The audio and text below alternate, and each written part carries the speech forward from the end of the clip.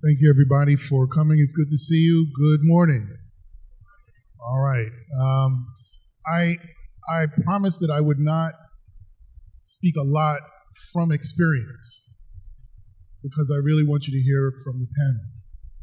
But I think the first question I have to ask speaks to the subject of the panel, 21st Century Civics and Civic Education. And it's something that stood out in the headlines to me when I read this the other day, and it angered me, and it frustrated me, and it saddened me because this is work that I've been doing for the last couple of years in running the party.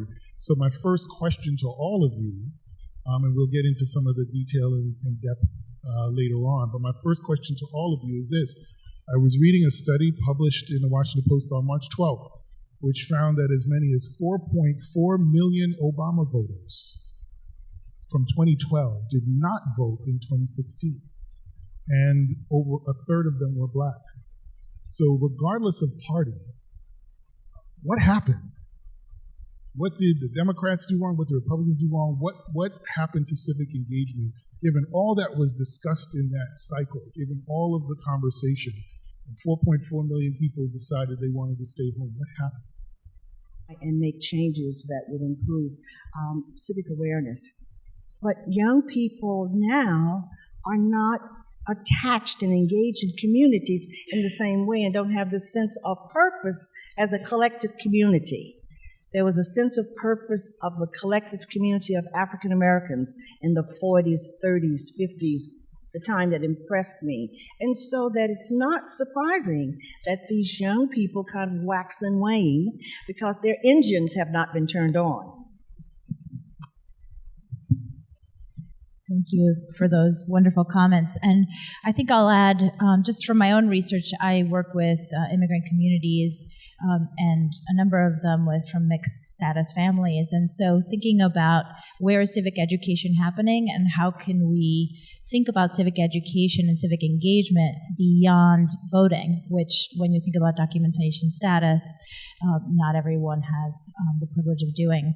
So in my work with students, I have found a lot of outside learning, outside engagement that is not necessarily visible and happening in schools. For example, working with families to change access to educational opportunities or to shut down detention centers that are in the area. So as educators, I think we have to think about what is happening and how can we build on that so that we strengthen the knowledge that's already out there. If I can ask Sybil, because you said something about community, and I'm struck by the connection between community as an individuals, but also what place does to connect folks. And I don't know if you can speak on this, but what role, if any, does the gentrification that we see, particularly in historic communities of color, play in either binding or separating, or does it at all? There are a lot of articles about the changes in sort of black political power, for example, when you have certain levels of gentrification take place. Does that play a role?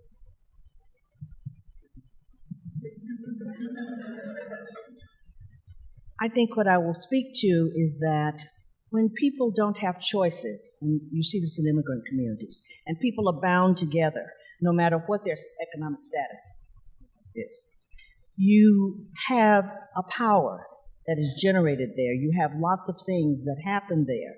And so when people are dispersed, so the way in which gentrification may have impact is that there's separation. And as a result, you don't have the collective, you don't bump up against people who are different from you, and you don't take ownership of issues that may not be your issue, but are issues of people that you care about. Maria, Paula, I wanted to go back to, you talked about immigration and immigrants. So the Trump administration just said they're done with DACA, apparently. We've talked about militarizing our border with Mexico. And somebody asked me the other day, is that a big issue? I said, well, it's Trump, so he can say we're going to put troops on the border of Mexico today and 125th Street tomorrow. So we don't know, right? But that said, how do you see the community of immigrants, the activists, responding in the age of Trump, when many have said that both truth and facts are elusive. So how do you organize and inform the debate in this moment in time? Well, I think the anti-immigrant sentiment and the xenophobia that we see so prevalent since this administration is really coming through in children's work in schools, in and out of schools, and we, in the literacy curriculum, see children writing about these issues, talking about these issues, and they're issues that are not necessarily finding space in the classroom, but I think the children are making space for those in the classroom. So I think one of the things is, as teachers, we need to listen, create spaces for that conversation and listen to students about the experiences that they're having and the worries that they're bringing to light that are, of course, part of their learning. They can't leave that outside the door, but also that there are histories and legacies of activism that they are drawing on as well. And for my sense, in education, we need to historicize the immigration debate because so many of us are blind to how U.S. intervention and colonization is really part of the immigration story that we're hearing now about the transnational connections that we have, about global power, and, you know, how did that border get there? Who drew it? You know, I mistakenly asked somebody who lived in the Southwest, well, when did your family get here? And said, my family's always been here. The border crossed me. So, but how many of us don't hear that when we just hear a soundbite about intruders or who's coming or protecting the nation? And then I think we also need to educate ourselves about what are our rights. So the right of children to have an education and not need to show proof at the door of their citizenship. And in Philadelphia, where I do some of my research, for example, parents were asked to show identification to come into the building, and they didn't know that they could show a passport of their home country, or they could show an ID card that we made at the community center where they've been a part of from their church. And so when parents aren't engaged in education, part of that is that they don't feel welcome there, and there is this threatening discourse that, you know, they might be apprehended dropping their children off to school. So when kind of educating ourselves about our rights as we educate children. So, Michael, I see a book in front of you there. You have, this is coming out April 18th, if I'm not mistaken, Flunking Democracy, Schools, Courts, and Civic Participation. Tell us about what you've written in the book, and talk to us a little bit if this is a problem just beyond teaching civics in school. What are the legal constraints that we have to consider? Okay, well, thank you for giving me an opportunity to plug my book, Basil. What I try to do in this book is, first of all, document and give some explanations for why there has been a substantial decline in the teaching of civics and in preparation for civic participation, which, as Mr. Liu really spelled out, has always been the prime purpose of public education. And we've fallen away from that in the past 60 years or so. Some of the causes of that, I think the Vietnam War and the opposition to governmental institutions, the distrust of institutions that started, was the beginning of it. But it's got much deeper roots. It's got to, it also has to do with our putting as the top priority in the last few decades test-based accountability in a limited number of subjects, reading and math, to the detriment of social studies and other areas. It's got to do, quite frankly, with the difficulty of teaching civics, of preparing kids for civic engagement in the 21st century, in the media age, where you couldn't teach the way you did 50 or 60 years ago. So it's a challenge to schools to wake up to that. So what I do in this book, after explaining the problem, obviously you want to keep optimistic, and I go into the literature. I go into a lot of the work that many organizations are doing throughout the country. Many people are speaking out on, like Citizen University, to try to deal and grapple with this need and how do we confront it in the 21st century. There are some wonderful ideas out there. There have been some great commissions that have spelled out exactly what we need to do. There are model programs that show us. But the vast majority of our schools are not doing it. And when you ask what courts can do, well, I am a lawyer by training, and my whole career has been legal reform.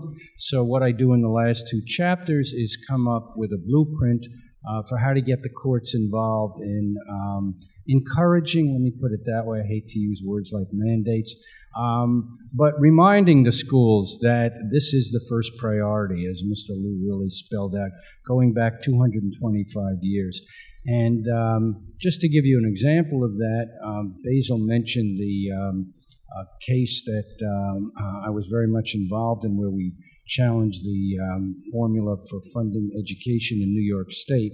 And that case, CFE versus State of New York, is very well known because of the amount of money, the increase in funding that's come out of that arrangement. And we haven't gotten all the money, but the state committed to increasing funding for education by $9 billion as a result of the CFE case. We've gotten about half of it. We're still fighting for the rest. But what's overlooked, and that I take equal pride in, if not more, is the definition of the constitutional right to a sound basic education that the highest court in New York State articulated in that case. So right now, every child in the state of New York has a constitutional right to a sound basic education, which the court defined as an education that provides them the skills they need to function productively as civic participants capable of voting and serving on a jury. Very few people know this. Very few of the kids in our city and our state know they have this right, and know that the highest court, looking at the purposes of education, looking what the people who wrote the constitutional clause 125 years ago had in mind, and what the needs are today, said preparing to be capable voters so that they will turn out. So one of the things we're doing in our center at TC is trying to spread the word to parents, to students, to educators. This is the law in New York State. You've got to be doing more. Our state's actually a little better than some other states, but none of them are doing what they should be doing. So we're going to try to enforce that part of the law in New York State. And the other thing we're trying to do is raise this to a much higher priority nationwide, and I think the way we need to do that is get the Supreme Court to focus on this issue and to speak for it from a national perspective and say every kid, not just in New York State, but throughout the United States, has a right to an education that prepares him or her effectively to be capable citizens. Thank you. Thank you. Sybil, I was reading an article and struck by something. It was an article about you and talking about the Little Rock Nine that integrated in 1957. The governor eventually shut down the high schools in Little Rock for 2 years, for 1 year, and then you came in 1959. And that in the 3 years that you were there, only one white student spoke to you, and she was a French student. She was from France, and she was there. Only one in the 3 years. So I'm curious about sort of the alignment of civil education at Little Rock, and with your what was the alignment of civic education with your actual experience there during those years? How was it being transmitted? What impact did it have on the students and at that time? I would say that in reflection and thinking about something you've said, one of the things that was striking about the lack of civic education at Little Rock Central High School had everything to do with the teachers. That whole era began without the preparation of teachers. You have to have leadership from your teachers. And when teachers are not comfortable, the teachers didn't want us there any more than anybody else. The salvation in that setting was that the teachers were excellent teachers, and in that age, schools were disciplined. And therefore, they continued to do well what they had already done, and it served my purposes. But for coming to terms with the change and creating an environment in which I would be a full participant in the high school, the teachers were not prepared for it. I think that a number of teachers are not prepared to deal with immigrant issues. There are so many naughty things that are going on in schools, and teachers themselves are unsettled. They don't know how they feel about it. If you don't know how you feel about it and it makes you uncomfortable, then you're not able to take a leadership role. And that was really a very important learning for me, is that the teachers could do nothing to support the types of activities that would have made it possible for me to participate. But in addition, the governor of the great state of Arkansas, Favres, made it possible through the legislature so that we could not participate in any activities in the school. One of the other ways that you have civic life is engagement through student government. We could not attend athletic events. We could not be in student organizations. You could not get honors. The only thing you could do was go to school. And so there was this incredible environment created of not only not welcoming, but an environment that really just stunt, the growth of not only the students who look like me, but actually the growth of all of those young people. To think that I could be in class and my voice was heard all the time in class, and there was nothing in the environment that promoted any engagement with me, is the greatest condemnation. Well, before I go any further, can I just say thank you? I could not be here if you were not here. Honestly, I really believe that. Thank you. We don't often get the chance to do that, right? To just be able to say thank you to our heroes and the folks that came before us. So thank you very much for all that you've done. Maria, if I can ask you about some things that you've written. I've gone back into some of your research, and I came across some terms and some concepts that I found fascinating and would love for you to expand upon. Coalition literacy and braided history. I love that stuff. Please talk a little bit more about that and how that relates to civic engagement. Thank you. Well, it really came out of research that we were doing with my colleague and life partner, Gerald Campano at the University of Pennsylvania, working in a church space in South Philadelphia that we arrived at just because we went to a Know Your Rights workshop there and were invited to collaborate with the community there. And it's a very diverse church that has Mass in 5 different languages: Spanish, English, Tagalog, Vietnamese, and Indonesian. And it has a very thriving Concerned Black Catholics community. It has an older Irish-American population. The priest is Irish-American, immigrant to the city.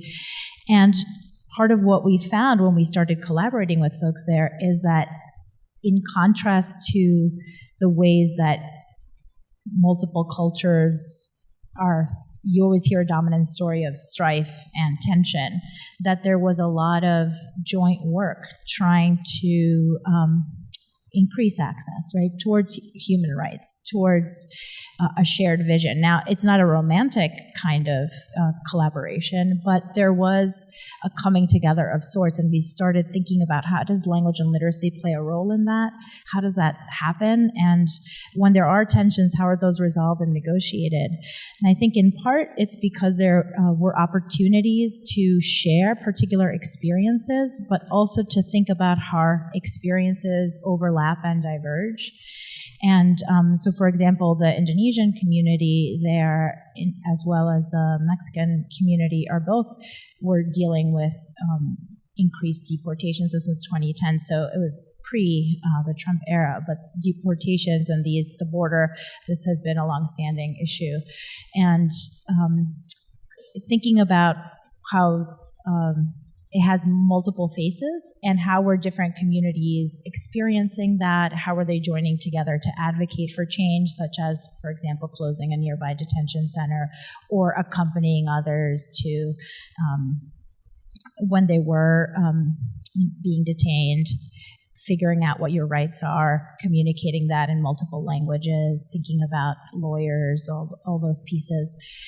But then in the church space, there was also this narrative of human rights that I think allowed people to tap into that religious discourse to talk about how God's law is greater than human law, for example. And so the idea of a sanctuary space, of churches as sanctuaries.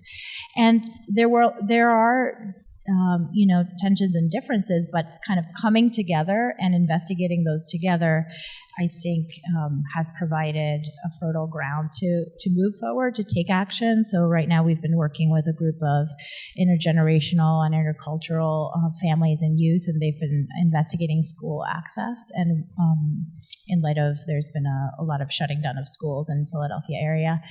And really trying to take action on that and doing that in very robust ways. So there is, I think, that potential in what I think of as inquiry communities and coming together in dialoguing, in digging deeper to see what are the issues that we share, what are the histories that we think of as separate but are connected, are braided together through colonialism, through slavery, through genocide, and then how is that also a shared history of activism that's there as a platform for learning. So, Michael, on this point about activism, I wanted to ask about the Supreme Court case, the Janus case, because there's a lot of conversation about how that might impact not so much individual civic engagement, but just the ability for organizations to organize and engage going forward, particularly organized labor. Could you talk a little bit about that case, where we are with it, and how is it important or relevant to what we're talking about today? Okay, well, the Janus case is currently pending before the Supreme Court. The issue there is whether so-called union agency shops are banned by the First Amendment of the Constitution. Agency shop, as many of you probably know, means that anybody who works for that organization, let's say a teachers union, these are public employees we're talking about, whether you agree with the UFT or whatever the union's position is or not, you've got to either be a member, or even if you don't want to be a member, you've got to pay your basic union dues. Now, it was decided years ago that people who objected to the political stance that a union took could say that whatever proportion of the union dues go toward lobbying, political campaigning, etc., I want back. So that's established in the law. That's required. But this case goes further. This case is going to outlaw the ability of unions and employers, public employers, to agree to automatically deduct the dues from all members. And the theory that's being put forward is that, well, I don't take a theory. The plaintiff in the case, who's a public employee in Illinois, said that, leave aside where they stand on politics, Democrats, Republicans, I disagree with the union's collective bargaining position because they want raises for teachers, and that's going to increase the budget in Illinois and may increase taxes, and I'm against increases in taxes even if I don't have to get a salary increase. So he disagrees with the whole collective bargaining structure, and he's saying, even if my dues are just going for the people who are doing the collective bargaining, I don't want any part of it. So that's what's before the Supreme Court. And a lot of the unions are very concerned that if Mr. Janus prevails and this agency shop is thrown out, their membership is going to plummet. In Wisconsin, where the agency shop was done away with by the state government a few years ago, union membership did go down by about 30%. On the other hand, Basil, you know, this is like what Mr. Liu was saying, that the challenge of the Trump era has revived civic engagement across the country like nothing else has done. I've been hearing a lot of union people saying that what this challenge is doing is reviving their desire, motivation, enthusiasm to go out, talk to their members, recruit members to justify why the union's important. So it could have the odd effect of stirring up much greater commitment and involvement by those who are members. I guess we'll have to stay tuned. I'll just give my one additional footnote, if you don't mind, just from a legal point of view. I think this is a terrible example of the polarization of our society, that the Supreme Court is even considering this matter, because 40 years ago, the same case, same issue, came before the Supreme Court. There was a strong majority that said the agency fee, as long as they give back the money that's for politics, is not inconsistent with First Amendment. It's constitutional. What's going on now? Well, because we have a more conservative Supreme Court, they want to go back and revisit it. I can tell you as a constitutional lawyer, this is profoundly upsetting. We have a doctrine called stare decisis, which means once something's decided, let it sit. And it's only in a very unusual circumstance, like Brown v. Board of Education, where the reasons to overturn what the previous court did years ago was so overwhelming, and it was unanimous. That made sense. In this case, if the Supreme Court overturns it, it's going to be 5-4. It's going to be far from unanimous. This is a political issue. 23 states have outlawed the agency shop. The other states haven't. The Supreme Court has no business getting involved in this, and I think it's a terrible polarization that something that's purely political like this is even brought before the Supreme Court. So that's my little Thank you, sir. personal play on it. Thank you, sir. Sybil, it's been 50 years since Dr. King was assassinated. We've heard a lot of conversation about that, in certainly a lot of memorials and references to his life and legacy. It seems that maybe we as individuals in the media also is struggling to determine whether or not we've whitewashed his legacy and his activism. Are we reflecting on or teaching his legacy appropriately? What did he understand that we should be more focused on? Thank you. I was just involved in a series of conversations in Little Rock around this topic, and I was struck by the fact that everybody wants to talk about the I Have a Dream speech, and that people don't even have the correct context for the march on Washington. So, of course, we have perhaps really missed the boat here. And I think that we have to understand why he was assassinated. He was not talking about some singular issue. He wasn't talking about school desegregation. He was taking a systems approach. He was talking about the problems that are embedded in social institutions. And we so often want to be engaged in conversations around at the interpersonal level. And he had a global perspective because he understood that this is a part of something that is systemic and it's worldwide.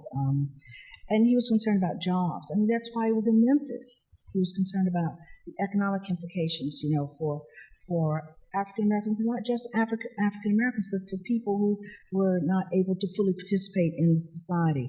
He was very, very adamant about barriers to full inclusion, so that as we talk about him, it's really important that we balance this interpersonal stuff with the real stuff, which is that it's systems, they're social institutions that perpetuate inequality. And so I think that it's really time for those of us who really care, and who really care about social justice and change, let that piece bring out. We don't have to argue with people about whether they're right or wrong about the way in which they speak about Martin Luther King. We have to enrich the conversation, because there are a number of people who can't do it themselves, and we can enrich it, and then they can become better missionaries for it. I'm going to stop here for a moment. Does anyone have any questions in the audience? We have a mic here, and happy to take any questions from the audience, because then I'll just keep talking.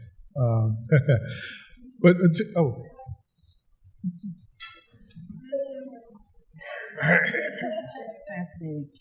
Well, I mean, what I learned at Central High School was that I was in a system.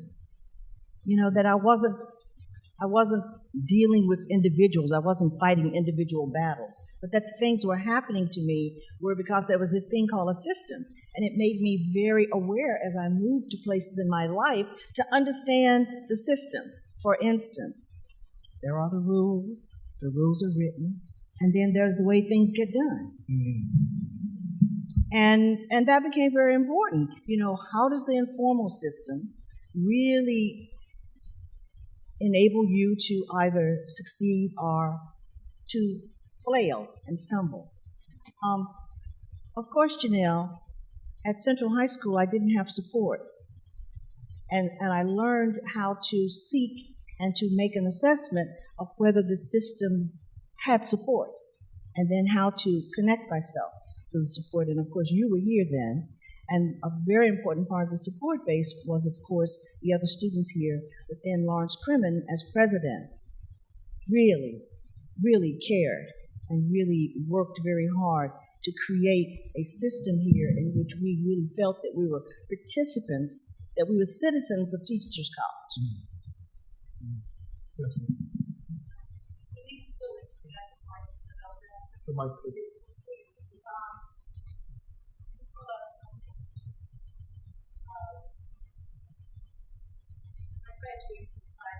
School, Friend Central.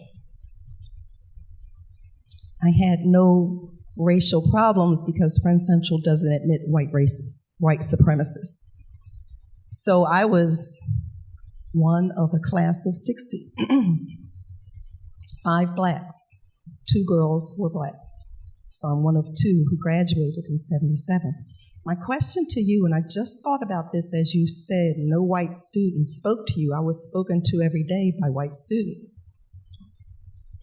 The Supreme Court ruled in Brown v. Board that it is psychologically damaging to black children to attend segregated schools. When you said no white student spoke to you, then it was also psychologically damaging to you in an integrated school where no whites spoke to you. Can you say something about that? Quickly.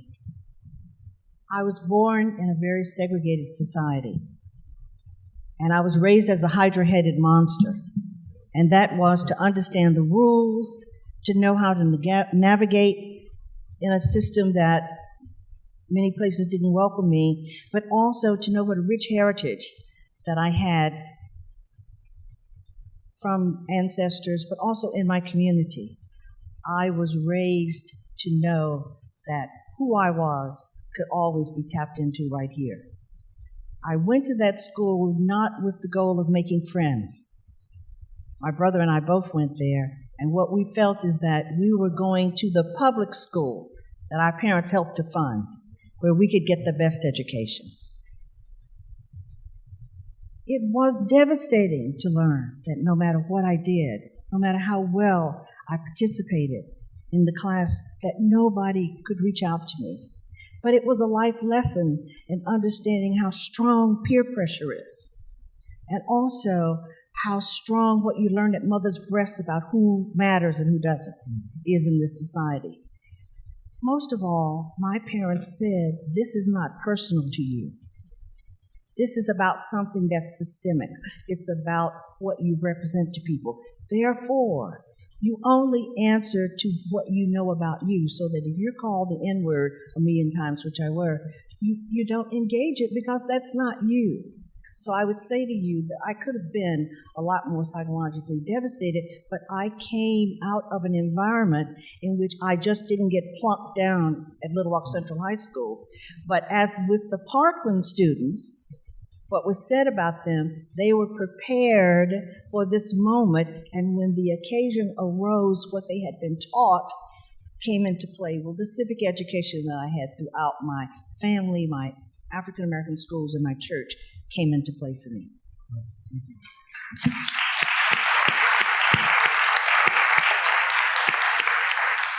Michael, I was struck by your comment about how we're bringing polarization to the courts and the distinction that we draw between those who want regulation and those who don't. And a lot of what that means is that the force of the status quo meets the force of the change that we want to see. And I know most of us here probably have a pretty similar idea of what a lot of that change looks like. But it feels very dooming also in the face of all of the either it's okay, it's not that bad, there are a lot of things that are working, paired with, oh, what can I even do as one person? And so I bring that forth as like a question about mobilizing people who are perhaps not already so interested in, because I think there's a lot of latent possibility and people do really care, but they haven't quite been brought to the place of being able to put that care into action. So, and if I could just add, just in the interest of time, I will piggyback on that and ask you to talk a bit about what a document you wrote about 30 years ago in the Yale Law and Policy Review about values in the courts. So, in talking about civic engagement, how do you mobilize folks who aren't already mobilized, and is there a value that we should be attaching to that? Yeah, I think it's just a quick response. We talk about civic education. I'd rather talk about civic preparation because you need the knowledge. And by the way, less than 50% of our 8th graders know about the 3 branches of government, separation of powers, all these basic facts you need to be an intelligent voter. But I think what people are coming to understand in the literature on civic preparation these days is it's both teaching kids knowledge, but it's also teaching civic skills, and civic skills means things like sharp verbal ability, but at the same time, the values of things like tolerance, respect for people with different views, so important in our age. And this is something that good schools really can teach with teachers who have been well-trained to deal with controversial subjects in the classroom. We need to bring controversial subjects into the classroom. They can be loaded, but a good teacher can facilitate a great discussion about things that kids care about and awaken their interest.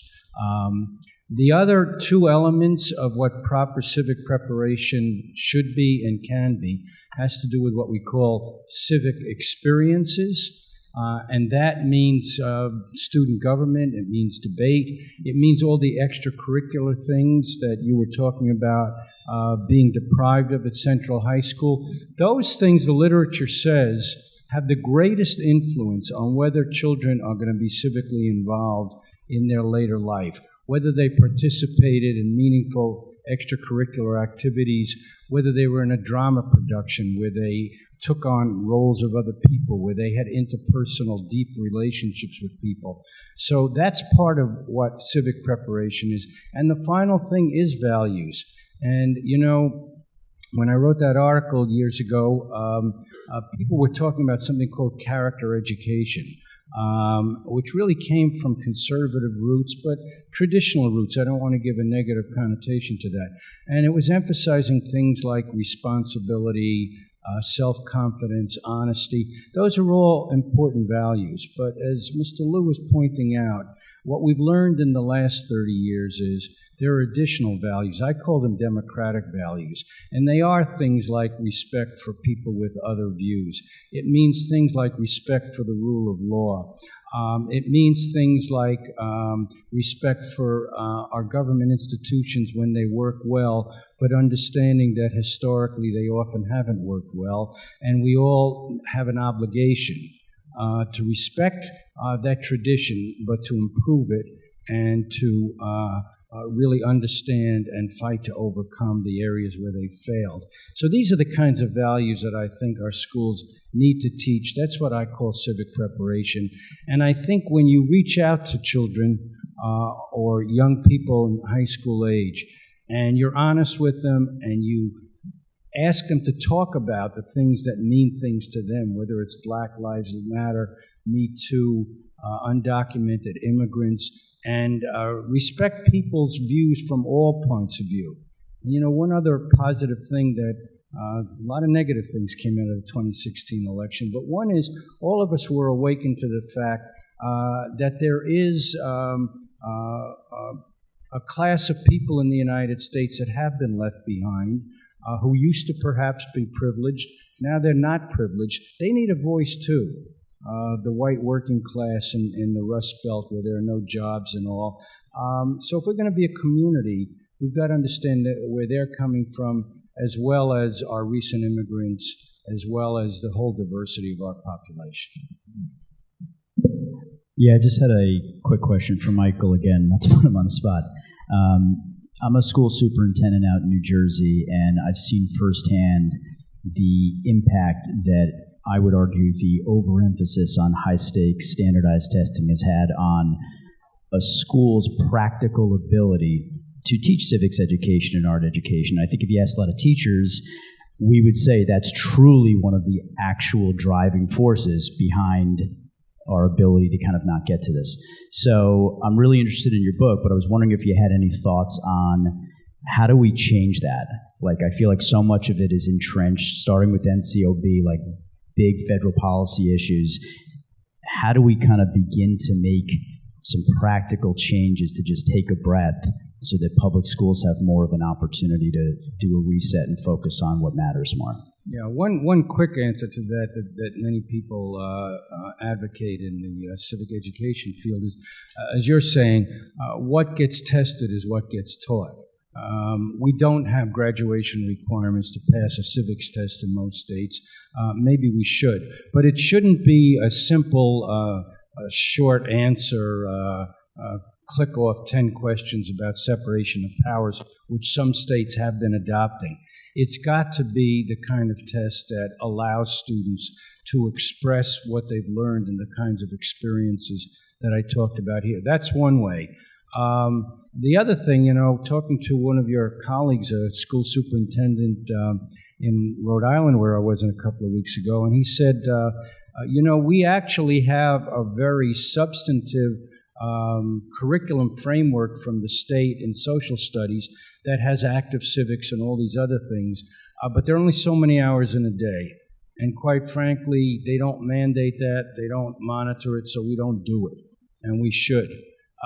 That's where I talk about legal action. That's something that I know how to deal with and that I try to deal with. If we have to make it more of a mandate, that this has to be a priority, that's another way to do it. If you have to make the school day an hour longer, I'm not against that either.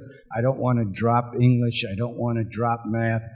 But I think we have to get back to adding a rich experience in social studies and civics for our kids if they're going to grow up to be capable citizens. I grew up in a school in which we lived being good citizens.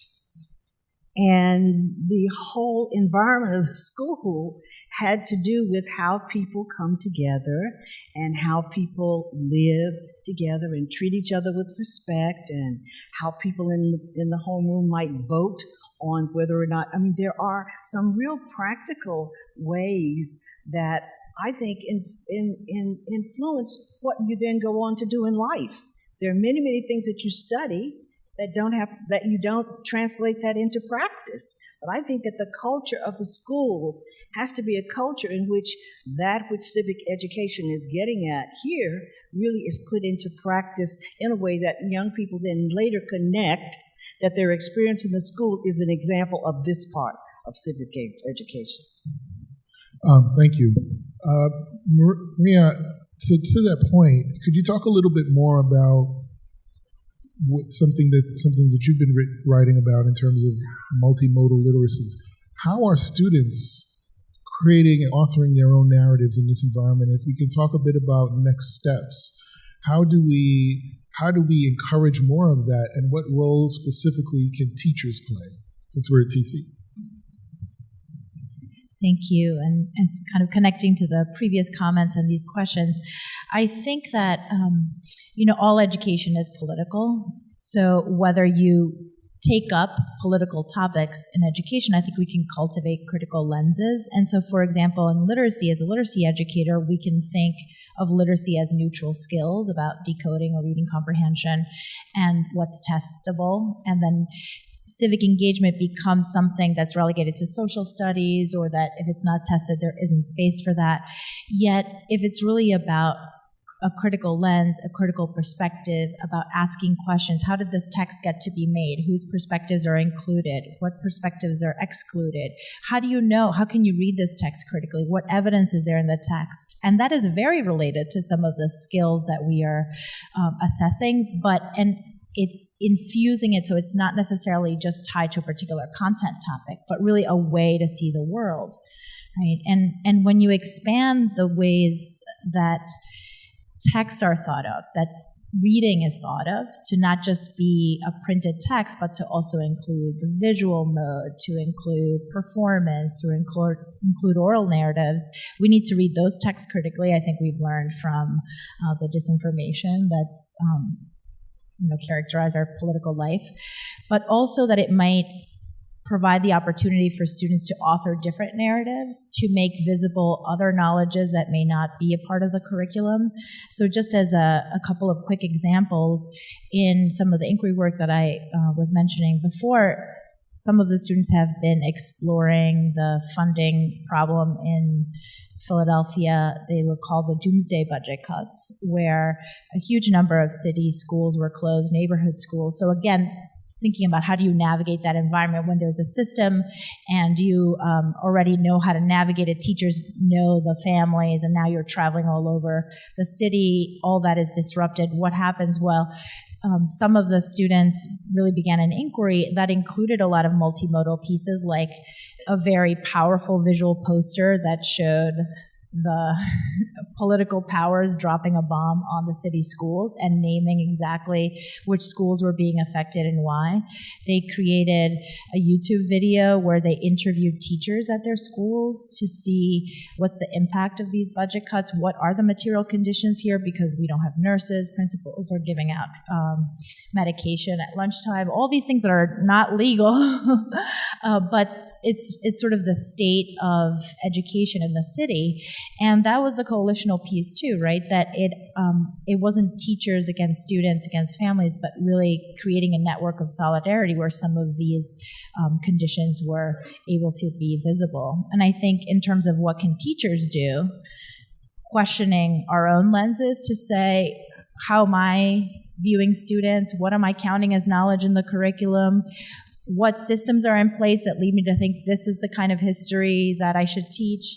And then how can I create opportunities for us to develop these critical skills into any topic that we talk about, not just because it's Black History Month or because it's Women's History Month or Latino History Month, but how is this a lens that we see everything through? And I think then there's ways to infuse it into the curriculum in ways that don't feel so scary, that everybody could do, because you could be reading a very I think risky or loaded text, connecting to what we said before, and here, this is a very neutral text about kids playing or the playground or something like that. But if you ask what other perspectives are there, was this fair? Thinking about issues of justice, thinking about issues of access that are across every aspect of life, not just around these social studies topics. And I think, to me, Sybil said it best when he says we don't have to argue; we have to enrich the conversation. And that's the role of teachers: enrich the conversation. So I'm gonna have like sort of my last question here, but I want to preface the question with something from my own experience. And I teach as an adjunct here at SIPA and at CUNY in classes in public policy and government. And one of the things that I think came out of 2016 is that, and I've heard this even beyond the classroom, that people have now they are much more attuned to the relationship between politics and governance. So when folks said, well, can the president do that? I'm like, yeah, the president can do that. It's part of the powers of the presidency. But it frustrates me also because as a former head of the party, many people know this, that I don't know for whom you voted, but I know if you didn't vote or not, if you did or did not vote. And I know your entire voting history. I know your penchant for donating. I know your likelihood that you'll volunteer. Like the voter files that Democratic parties and Republican parties too, but the political entities around the country have very detailed, this is not Facebook or Google type analytics, but political parties have a lot of information about you as a voter. So I know if you didn't vote. And if you collect a number of those types of people in certain neighborhoods, it tells people who are running for office whether or not they should go to that community and how much time or resources they spend in that community. And it's frustrating when I talk to people and say, and talk about the importance of voting and civic engagement, and they say my vote doesn't count. I said, absolutely it does, because I know you didn't vote. And if I know, then how many other people know? So I'm prefacing my question with that, and then asking, going forward, we have an election in 2018, midterms, and we're another presidential in 2020. It seems like for some 1,000 years have passed, or for some maybe it's gone very quickly. But you mentioned the Parkland shooters earlier, Sybil. What has that taught you for what we need to do, or what needs to be done in 2018, 2020?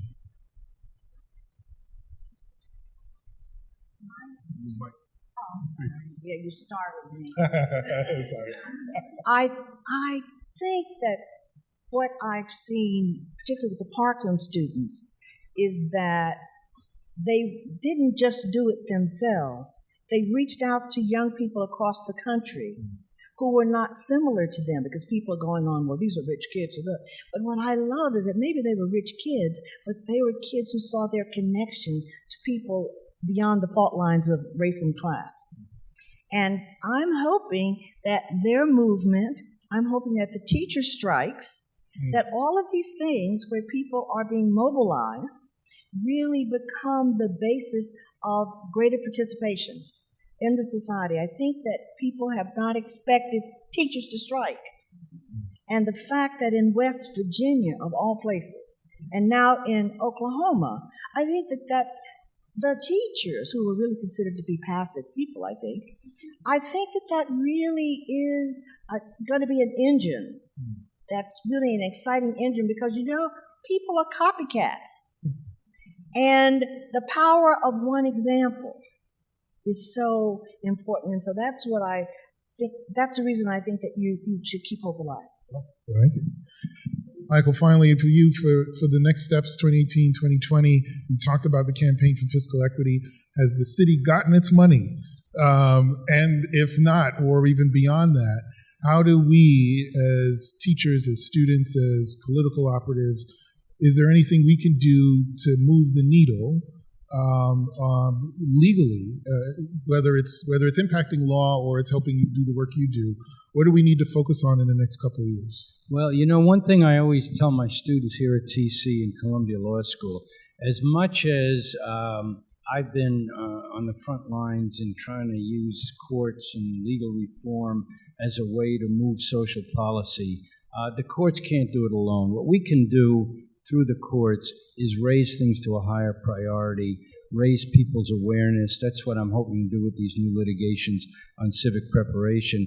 But for it to really sink in and make a difference, it's got to be allied with citizen action, with political action.